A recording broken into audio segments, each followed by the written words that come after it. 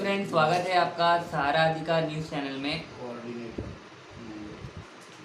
हम देख रहे हैं कि कोरोना काल के तीसरे फेज में कोरोना के केसेस काफ़ी इंक्रीज है और काफ़ी सारे लोगों का देश भर में मेडिकेशन चल रहा है।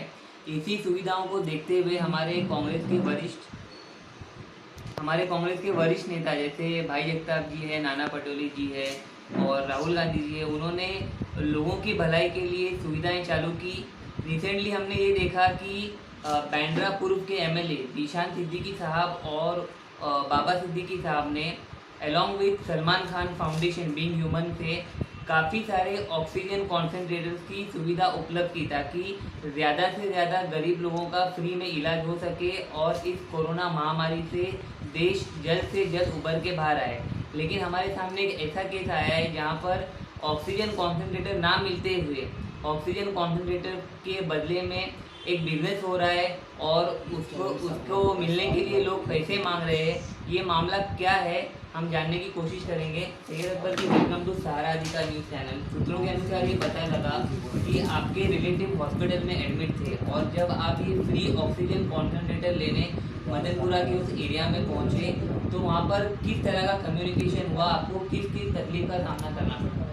देखिए, मेरे फैमिली में से 2 मेंबर्स वो कम्प्लीटली जब ठीक हो गए थे तो डॉक्टर ने कहा कि आप उनको लेके जा सकते हैं घर पे, लेकिन चूंकि लंग्स में ऑक्सीजन की कमी होने की वजह से आपको घर ले जाने से पहले घर में ऑक्सीजन कॉन्सेंट्रेटर लाना पड़ेगा और ताकि उनको ऑक्सीजन अगर लेवल कम हो तो उनको देना पड़ेगा। तो मेरी बिल्डिंग से 10 मिनट की दूरी मदनपुरा बड़ी मस्जिद भी कहते हैं और हरी मस्जिद भी कहते हैं, उसके अंदर मुझे पता चला कि हमारे कांग्रेस के वरिष्ठ नेता जीशान सिद्दीकी जो बांद्रा के लोकल एमएलए है, उनको Salman Khan being human foundation की तरफ से कई सारी ऑक्सीजन कॉन्सेंट्रेटर मशीन मिली है, जिसमें से कुछ मशीनें उन्होंने यहाँ पर मस्जिद में दिया, जिसकी बाकायदा यूट्यूब के अंदर वीडियो भी है।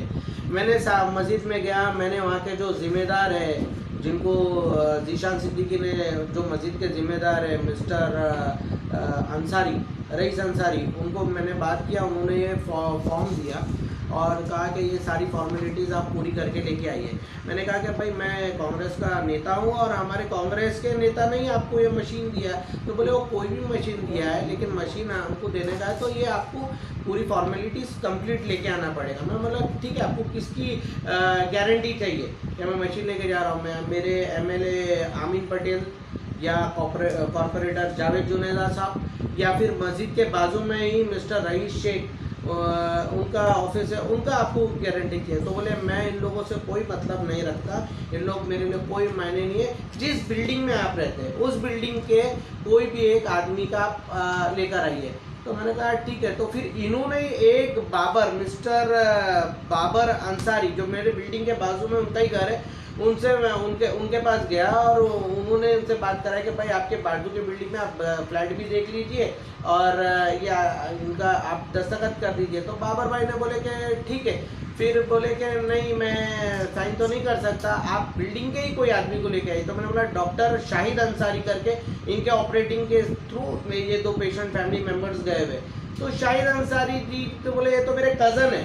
तो शाहिद अंसारी जी ने गारंटी लिए, उनके कज़न बाबर अंसारी से भी बात किए और मस्जिद के जो रईस अंसारी है उनसे भी बात करे और प्लस उन्होंने मस्जिद के इस फॉर्म के ऊपर अपना स्टैम्प और मोबाइल नंबर और उनका रजिस्ट्रेशन नंबर दे के दिए उन्होंने और बात भी किए। फिर भी सारी फॉर्मेलिटीज़ पूरी होने के बाद भी उस रात के 12 बजे तक मैं वहाँ पर बैठा रहा।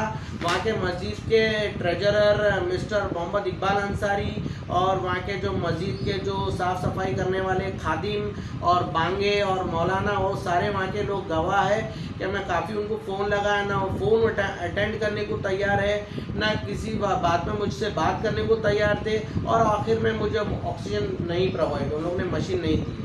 लिहाजा मुझे मजबूरन वापस जाके दूसरे दिन मुझे भाड़े से ये देखिए, ये भाड़े से मुझे 2 कॉन्सेंट्रेटर, ऑक्सीजन कॉन्सेंट्रेटर मशीन मंगाना पड़ा, घर में लाया और फिर मुझे वहाँ से पेशेंट को पूरा 1 दिन लगा वो सारी फॉर्मेलिटीज़ हॉस्पिटल की पूरी करने के बाद फिर मुझे उनको क्वारंटाइन घर में बिठा के ये ऑक्सीजन सप्लाई देना पड़ा।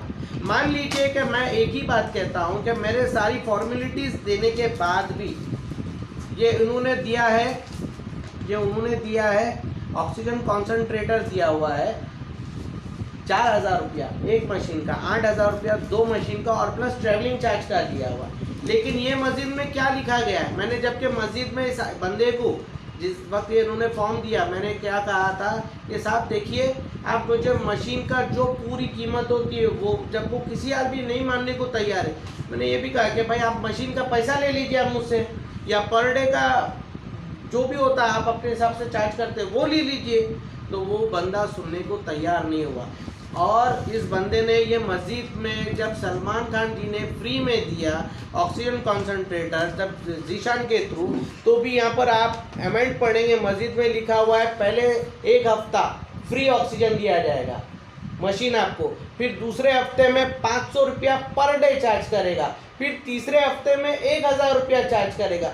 तो मतलब आपने धंधा बना के रखे, पहले तो ज़रूरतमंदों को, मेरे जैसे मुझे पीड़ित हुई है तो आज मैं कॉन्फ्रेंस पे आके, प्रेस कॉन्फ्रेंस पे आके आज बात कर रहा हूँ। कितने लोग तो वहाँ से रो के चले गए, वहाँ के मस्जिद के जिम्मेदार लोग मुझे बताए कि कई लोग तो रो के चले गए।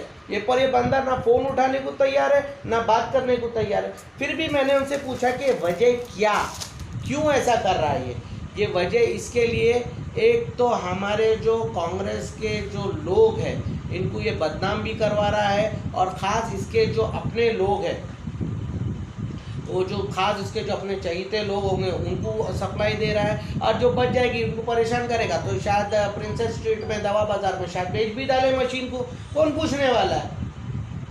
नेताओं को तो अपने कामों से फुर्सत नहीं है, ये सब जद्दोजहद में लगे हुए, लोगों की जान बचाने के इसमें लगे हुए, लेकिन ये बंद और ऐसे लोग रहेंगे तो ये पेशेंटों की जान जाएगी। मान लीजिए आज मैंने आके प्रेस में बात किया, अगर मैं अपने पेशेंट्स को घर पे लेके जाता और ऑक्सीजन नहीं मिलता तो मैं आज रोते बैठता था यहाँ पर, कौन मेरी आया सुनने वाला है। आज पेशेंट ठीक होके हॉस्पिटल से जाता है, हॉस्पिटल के चार्जेस बेयर नहीं करता है, इसके लिए ऐसी संस्थाओं में जाके मदद की गुहार लगाता है कि मदद करिए नहीं तो हमारा पेशेंट मर जाएगा। ऐसे अंसारी, रईस अंसारी जैसे लोग जो मशीन नहीं देते, उन्हीं के वजह से आज लोगों की मौत हो रही है।